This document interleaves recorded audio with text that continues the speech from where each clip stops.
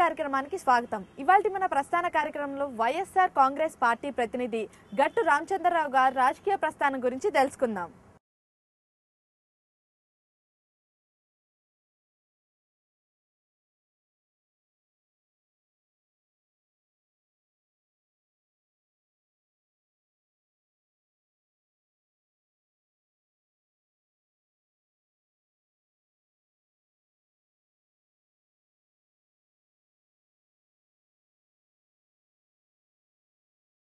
నమస్తే సార్. ఇవాల్టి ప్రస్థాన కార్యక్రమంలో మీ రాజకీయ ప్రస్థానం గురించి తెలుసుకుందాం. సో మీ చైల్డ్హుడ్ లైఫ్ గురించి మాకు తెలియని కొన్ని విషయాలు మాతో షేర్ చేసుకుంటారు. నమస్కారం అండి. ఈ విధంగా ఒక రాజకీయ నాయకుడిని ప్రజలకు పరిచయం చేయడం అనేది ఓ మంచి సాంప్రదాయం. ప్రధానంగా ఛానల్కు అట్లాగే ఛానల్ ప్రేక్షకులకు కూడా నేను అభినందనలు తెలియజేస్తూ ఉన్నాను.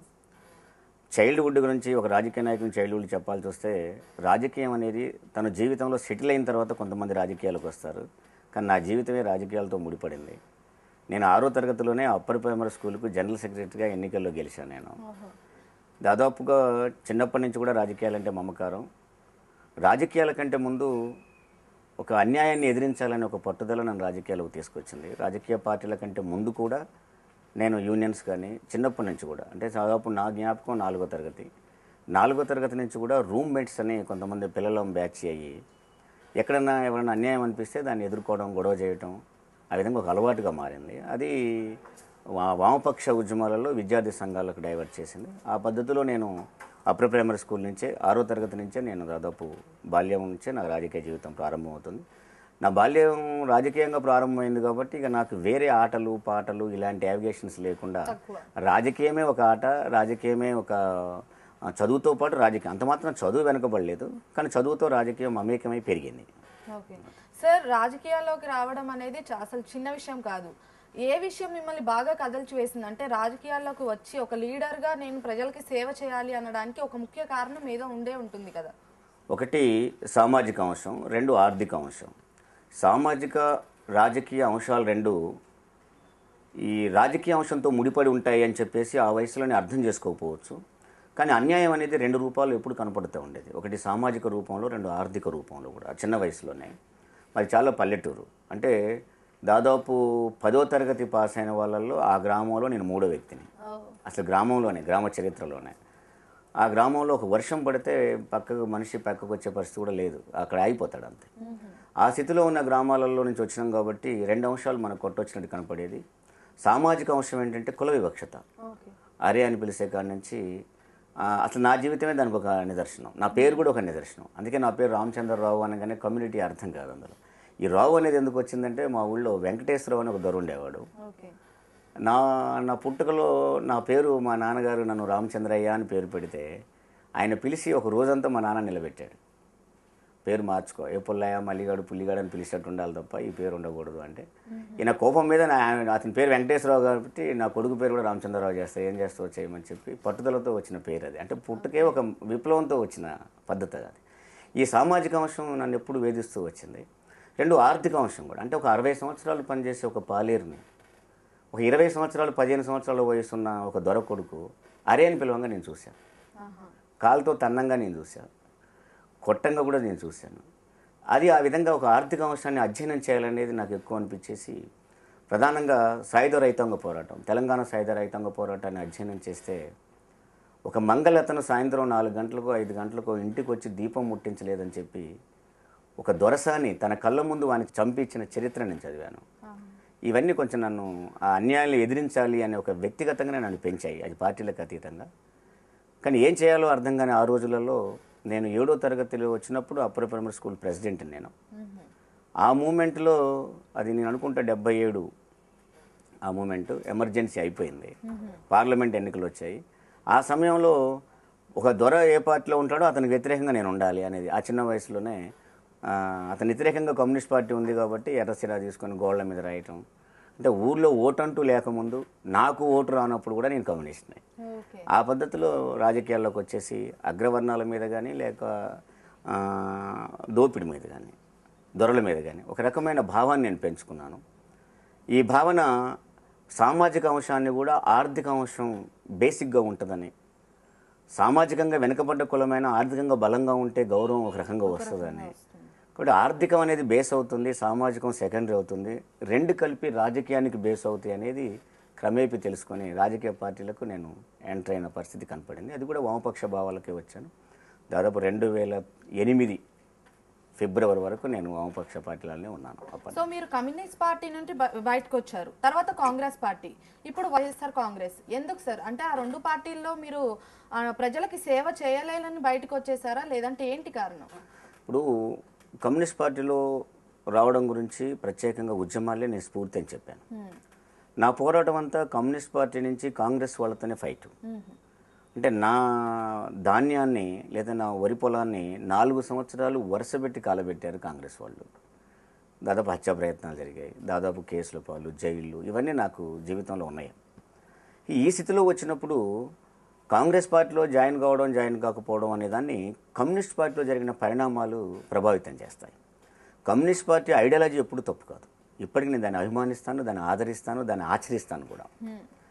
కానీ కమ్యూనిస్టులుగా ఉన్నవాళ్ళు కొంతమంది కమ్యూనిజాన్ని అడ్డం పెట్టుకొని కమ్యూనిజాన్ని కూడా వక్రీకరింపజేసి దాన్ని రివిజనిజం వైపు నడిపిస్తూ బ్రతకగలరు అనే విషయం కొంచెం ఆచరణలో తేలింది. అంతో ఇంతో త్యాగాలు వచ్చిన వాళ్ళం బాధపడుతూ బయటకు వచ్చిన పరిస్థితి వచ్చింది. అప్పుడు నేను అర్థం చేసుకుంది ఏంటి అంటే, కమ్యూనిస్టు పార్టీలో ఉంటేనే కమ్యూనిస్టు కాదు, కమ్యూనిస్టుల పార్టీలో ఉన్న ప్రతి ఒక్కడూ కమ్యూనిస్టు కూడా కాదు. కాబట్టి కమ్యూనిజానికి వేరు, కమ్యూనిస్ట్ పార్టీ వేరు. కమ్యూనిజం ఆచరణలో మనకు సంబంధించిన విషయం తప్ప కమ్యూనిస్ట్ పార్టీలో ఉంటేనే కమ్యూనిస్ట్ పార్టీ సభ్యుడు కాదు అని నేను నమ్మాను.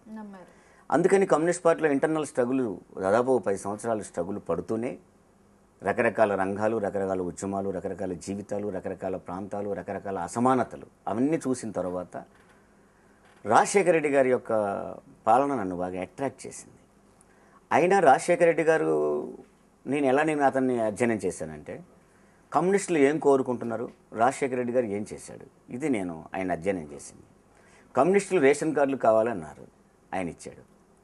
కమ్యూనిస్టులు భూమి కావాలని పోరాటం చేశారు, ఆయన ఇచ్చాడు. కమ్యూనిస్టులు కనీసం ఉద్యోగ భద్రత కావాలన్నారు, లేదనుకుంటే ఆహార భద్రత కావాలన్నారు. పేదవాడికి సబ్సిడీతో అన్నం అందాలి అన్నాడు, ఏ ఒక్కడు పస్తు పడుకోకూడదు అన్నాడు. ఈ స్థితిలో రాజశేఖర రెడ్డి గారు ఆ దానికి సిద్ధపడ్డాడు. ఆయన ప్రతి ఒక్కటి కూడా 365 రోజుల్లో కూడా పని కల్పించే పద్ధతులు వ్యవసాయ కార్మికుడికి కాదు, వ్యవసాయ రైతుకు కూడా కావాలని అనుకున్నాడు ఆయన. అందుకని అగ్రికల్చర్తో పాటు అలైడ్ అగ్రికల్చర్ని కూడా ఆయన ముందుకు తీసుకో ప్రయత్నం చేశాడు. కోఆపరేటివ్ అగ్రికల్చర్ కూడా ప్రయత్నం చేశాడు. ఉచిత కరెంట్ అంటే కరెంటుతో పాటు నీటితో పాటు అంటే అభివృద్ధిని, సంక్షేమాన్ని సమపాలనలో కమ్యూనిస్ట్ చూస్తాడు. ఆ 2 సమపాలను రాజశేఖర రెడ్డి గారు తీసుకొచ్చాడు. కాబట్టి రాజశేఖర రెడ్డి గారి మీద మమకారం అమ్మడానికి కొంత ప్రయత్నం జరిగింది. అయినా సరే రాజశేఖర రెడ్డి గారు కాంగ్రెస్లో ఉన్నాడు కాబట్టి కాంగ్రెస్తో నా ఫైటు నన్ను కాంగ్రెస్లోకి రావడానికి ఇష్టపడలేదు. అందుకని కమ్యూనిస్ట్ పార్టీని విభేదించిన తర్వాత రాజకీయాలకు దూరంగా ఉండాలన్న ప్రయత్నంలో నేను ఆగిపోయాను. కానీ సోషల్ ఆస్పెక్ట్ ఏదైతే సామాజికంగా నేను పడ్డ బాధలు ఉన్నాయో, అంటే నేను ఒకరింట్లో నాకంటే పెద్ద కులం వాళ్ళ ఇంట్లో కూర్చొని లేచిపోమంటే తినే పల్లెం నుంచి లేచిపోయాను నేను. ఎందుకంటే మా ఇంట్లో నువ్వు కూర్చొని తినగలవా, తింటావా అంటే లేచిపోయాను నేను. ఇవన్నీ మనకు సామాజికంగా మనని వేధించిన పరిణామాలు. కాబట్టి ఒక మార్పు రావాలి ఈ సమాజానికి అనుకున్నప్పుడు ఒక కొత్త శక్తి, ఈ కమ్యూనిస్టులు కాంగ్రెస్లకు భిన్నమైన ఒక శక్తి రావాలని కోరుకున్నప్పుడు చిరంజీవి రాజకీయాల్లోకి వస్తారనే విషయం ముందుకు వచ్చింది. ఆ పార్టీ పెట్టకముందు దానికి ఆ సామాజిక న్యాయం అనే పదం కానీ దానికి ఒక ఐడియాలజీని కానీ రచించడంలో నేను ఇంటర్నల్గా ప్రముఖ పాత్ర వహించాను. కానీ పార్టీ పెట్టిన తర్వాత ఆయన ఆచరణలో చూసినప్పుడు రాజకీయాల్లో ఆయన ఎన్నికలైన తర్వాత పార్టీ మూసేస్తాడని స్పష్టంగా పార్టీ పెట్టిన 10వ రోజు చెప్పి నేను బయటకు వచ్చేసాను. మెంబర్షిప్ కూడా తీసుకోలేదు. అదే పత్తులో కాంగ్రెస్లోకి వచ్చి కూడా రాజశేఖర రెడ్డి గారి దగ్గరకు వచ్చినప్పుడు రాజశేఖర రెడ్డి గారు దాన్ని చర్చించి నన్ను పిలిచినప్పుడు ఆయన ఒక మాట చెప్పాడు, కమ్యూనిస్టులు అంటే వేరే ఉండరు, సమాజంలోనే ఉంటారు, నాలో కమ్యూనిస్టుని చూడన్నాడు ఆయన. అంటే కమ్యూనిస్ట్గా నేను దానికి అట్రాక్ట్ అయ్యాను కాబట్టి కాంగ్రెస్లో కూడా ఇవ్వలేకపోయాను నేను. కారణం ఏంటి, రాజశేఖర రెడ్డి గారిని మాత్రమే అభిమానించాను కాబట్టి నేను కాంగ్రెస్ని అభిమానించలేకపోయా. అందుకే నేను కాంగ్రెస్లో కూడా పార్టీ సభ్యత్వం తీసుకోలేదు. రాజశేఖర గారు చెప్పాను నేను. ఇప్పుడు కమ్యూనిస్ట్ పార్టీలో సభ్యుని, నేను నెక్స్ట్ వైఎస్ఆర్ కాంగ్రెస్ పార్టీలోనే సభ్యుని. మధ్యన నేను ఎక్కడ సభ్యుని కాదు, నేను ఏ పార్టీ సభ్యుని కాదు. ఇప్పుడు ఈ పార్టీలోకి వచ్చిన తర్వాత మీరు సంతృప్తి పడ్డ సందర్భాలు ఏమైనా ఉన్నాయి? ఖచ్చితంగా. ఒకటి, లక్ష్యం రాజశేఖర రెడ్డి గారు కనపడుతున్నాడు, పట్టుదల జగన్మోహన్ రెడ్డి గారు కనపడుతున్నాడు, మార్గం పార్టీ కనపడుతుంది, చేయగల సత్తా నాలో ఉంది. ఈ 4 ఉన్న తర్వాత నేను హ్యాపీగా ఉండకపోవడం అనేది అర్థమే లేదు అసలు. వేరే దీనికి మేనిఫెస్టో లేదు. రాజశేఖర రెడ్డి గారే దీని మేనిఫెస్టో. ఆయన చేసిన కృషి దీని మేనిఫెస్టో. ఆయన లక్ష్యంగా కనపడుతున్నప్పుడు, ఎదురుగా కనపడుతున్నప్పుడు, ఆ లక్ష్యం కోసం జగన్మోహన్ రెడ్డి గారు ప్రయత్నం చేస్తున్నప్పుడు, ఆ ప్రయత్నమే పార్టీ అయినప్పుడు, ఆ పార్టీలో నాకు లోటు ఏముంటుంది? ఇంకా స్పష్టంగా నేను ఆ పార్టీలో హ్యాపీగానే ఉంటాను. సో జగన్ గారి మీద ఆస్తులపై సిబిఐ కేసులు వచ్చాయి. అండ్ ఒకవేళ ఆయన అరెస్ట్ అయితే పార్టీ పరిస్థితి ఎలా ఉండేది? ఇవాళ సిబిఐ అనేది ఒక పిచ్చోడు చేతిలో రాయిలాగా ఉంది. సిబిఐని రాయిలాగా చూస్తే పట్టుకున్నది మాత్రం పిచ్చోడు. పిచ్చోడు రాయేస్తాడా లేడా సార్ అంటే చెప్పలేము. వాడు వేయొచ్చు, వేయకపోవచ్చు. వాడు పిచ్చోడు, మనం ఏం చెప్పలేము. అంటే సిస్టమేటిక్గా చట్ట ప్రకారంగా కేసు నడుస్తేనేమో నెక్స్ట్ ఇది జరుగుద్ది అని మనం చెప్పగలం. అది చట్ట ప్రకారం కాదు, పిచ్చి మార్గంలో పోతున్న దశలో వాడు రాయి వేసిన ఎప్పుడు వేసినా వేయవచ్చు దానికి. అయితే రాజకీయ నాయకుడు అనేవాడు దేనికి భయపడకూడదు, ప్రజలకు మాత్రమే భయపడాలి. ప్రజా అభిమానాన్ని సంతోషపడాలి, అభిమానం సంపాదించడం కోసం కష్టపడాలి. కాబట్టి మిగతా వాళ్ళకి ఎవరికి భయపడకూడదు. జగన్మోహన్ రెడ్డి గారిలో ఆ లక్ష్యం ఉంది. ఆయన తండ్రికి తగ్గ తనయుడిగా తండ్రి లక్ష్యాన్ని లక్ష్యంగా పెట్టుకొని తండ్రితో ఉన్న ఇంటిమేసిని ప్రజలకు చూపెడతా ఉన్నాడు. తండ్రికి ప్రజలకు మధ్య ఉన్న సంబంధాన్ని తన సంబంధంగా మార్చుకున్నాడు. తన కుటుంబాన్ని మొత్తం ప్రజల కుటుంబంగా భావిస్తూ ఉన్నాడు. ఈ స్థితిలోకి వచ్చినప్పుడు ప్రజల కోసం ఏమైనా చేయగలిగితే రాజకీయ నాయకుడు అవుతాడు. ఎవడో జైల్లో పెడతాడేమో, ఎవడో ఇంకేమో చేస్తాడేమో అని భయపడితే రాజకీయ నాయకుడు కాదు. ఆయనకి ఇంతవరకు ఏ సెక్యూరిటీ లేదు. గ్రామాల్లో వెళ్తున్నాడు, పెట్టింది తింటున్నాడు, వాళ్ళతో ఉంటున్నాడు. దాదాపు నెలకు 30 రోజులు ఉంటే 30 రోజులు ప్రజల్లో గడిపే వ్యక్తి ఆయనలాగానే కనపడుతున్నాడు తప్ప మరొకరు కనపడ్డు. ఆ స్థితిలో వచ్చినప్పుడు ప్రజలు ప్రజాస్వామ్యాన్ని రక్షించుకుంటారు. అసలు కాంగ్రెస్ పార్టీ పుట్టుకే ఇందిరే కాంగ్రెస్, కాంగ్రెసే ఇందిరా అని చెప్పినప్పుడు కాంగ్రెస్ నుంచి ఇందిరాగాంధీ 78లో బయటకు వచ్చింది. అందుకని కాంగ్రెస్ 120 చరిత్ర లేదు, దానికి 90 సంవత్సరాల చరిత్ర ఉంది. దానికి కాంగ్రెస్ నుంచి ఇందిరాగాంధీ బయటకు వచ్చి ఇందిరా కాంగ్రెస్ పెట్టుకుంటే కాంగ్రెస్ ఇందిరాగాంధీ కాళ్ళకాడికి వచ్చింది తప్ప ఇందిరాగాంధీ కాంగ్రెస్ కాళ్ళకాడికి పోలేదు. మమతా బెనర్జీ కాళ్ళకాడికి కాంగ్రెస్ వచ్చింది తప్ప కాంగ్రెస్ కాడికి మమతా బెనర్జీ పోలేదు. శరద్ పవార్ కాళ్ళకాడికే కాంగ్రెస్ వచ్చింది తప్ప కాంగ్రెస్ కాళ్ళకాడికి శరద్ పవార్ లేదు. అందుకే జగన్మోహన్ రెడ్డి గారి కాళ్ళకాడికే కాంగ్రెస్ వస్తుంది తప్ప కాంగ్రెస్ కాడికి జగన్మోహన్ రెడ్డి గారు పోరు. అందుకని ఈ అరెస్టులు, ఈ కథలు ప్రజాస్వామ్యంలో ప్రజలు రక్షించుకుంటారు. ప్రజానాయకుడు ప్రజల్లో ఉన్నప్పుడు ఎవ్వరూ దాన్ని ఏమీ చేయలేరు. సో తెలంగాణ ఇష్యూ వచ్చింది కాబట్టి వైఎస్ఆర్ కాంగ్రెస్ పార్టీ తెలంగాణకి మద్దతు ఇస్తుందా? ఇప్పుడు రాజకీయాలలో అవునా కాదా అనే రెండే వర్డ్స్ ఉండవు. ఒక విషయం మీద తెలంగాణకు రాజకీయంగా వ్యతిరేకం అని చెప్పేసి కొంత ప్రచారం చేస్తున్నారు వైఎస్ఆర్ కాంగ్రెస్ పార్టీ. తెలంగాణలో వైఎస్ఆర్ కాంగ్రెస్ అభిమానుల సంఖ్య ఎక్కువ. ఎందుకు అంటే తెలంగాణలో పేదరికం ఎక్కువ. రాజశేఖర రెడ్డి గారు పేదవాళ్ళ కోసం పనిచేశాడు. తెలంగాణలో కుల వివక్షత ఎక్కువ. సామాజిక అభివృద్ధి కోసం రాజశేఖర రెడ్డి గారు ప్రయత్నం చేశాడు. తెలంగాణలో ఇరిగేషన్ ప్రాజెక్టులు తక్కువ. 1,17,000 కోట్ల జలయజ్ఞం పెడితే 85,000 కోట్ల రూపాయలు తెలంగాణకు కేటాయించింది రాజశేఖర రెడ్డి గారు.